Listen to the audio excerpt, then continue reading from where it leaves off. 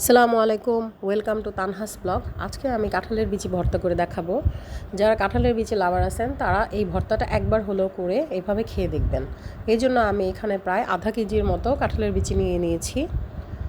এখন আমি এগুলোকে একটা পাতিলে ভেজে নেব। Please ignore my dish.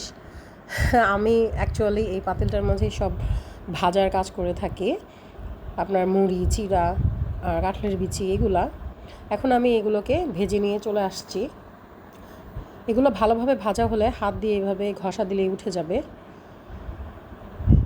স্কিনটা ওঠানোর পরে আপনার যেগুলো কালো কালো বিচি থাকবে সেগুলো ফেলে দিতে হবে, আর ভালো এরকম যেগুলো মাঝখানে এরকম থাকবে একটু লাল লাল ভাজা সেগুলো নিতে হবে।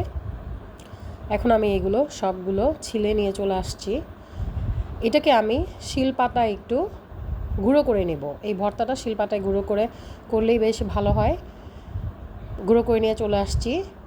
আর অবশ্যই পেঁয়াজ, কাঁচামরিচ ভর্তার জন্য যেগুলো সাধারণ উপকরণ লাগে, এটাতে তেলটা ব্যবহার হয় না, শুধু পেঁয়াজ, কাঁচামরিচ এগুলো দিয়ে ভালোভাবে মাখিয়ে নিলেই ভর্তাটা হয়ে যায়।